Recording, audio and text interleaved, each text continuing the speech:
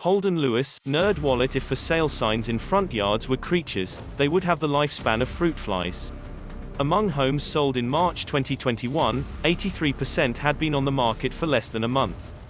Homes sell fast because there aren't enough to accommodate every household that wants to own one. The shortfall was 3.8 million units at the end of 2020, according to an April 2021 blog post by Sam Khater, chief economist for Freddie Mac. To visualize this shortfall, picture the national real estate market as a game of musical chairs. With a twist, a chair is added to the circle each time 1 million homes are built, and a new player dances into the room each time 1 million households are formed due to population growth. From 2007 to 2020, the number of chairs grew from 130 to 141. But if Khater's math is right, about 145 chairs were needed to meet demand. This is a result of homebuilders having been underproducing for multiple years. Not this year, but for the past 13 years, Lawrence Yun, chief economist for the National Association of Realtors, says. The housing shortage has led to dashed hopes. Among would-be home buyers who had been searching for at least 3 months in early 2021, 45% hadn't bought a house because they continue to lose out in bidding wars, according to research by the National Association of Home Builders.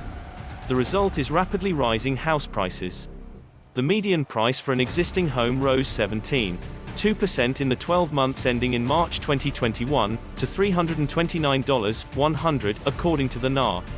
At March's sales pace, only a 2.1-month supply of homes was available, near a record low.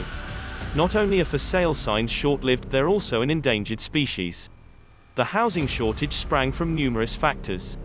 Robert Dietz, chief economist for the NAHB, blames the shortfall on the 5Ls. That last item includes zoning and building codes, labor laws, requirements to set aside green spaces in developments, and things like exclusionary zoning that requires a minimum lot size, forcing buyers to buy more land than they otherwise would, Dietz says. Dean Baker, senior economist for the Center for Economic Policy and Research, isn't convinced that zoning bears much of the blame. We didn't suddenly get much more restrictive in say 2010, 2011, 2012, than what we had in 2004, 2005, 2006, when we were building 2 million units a year, Baker says. So I don't think zoning explains the change.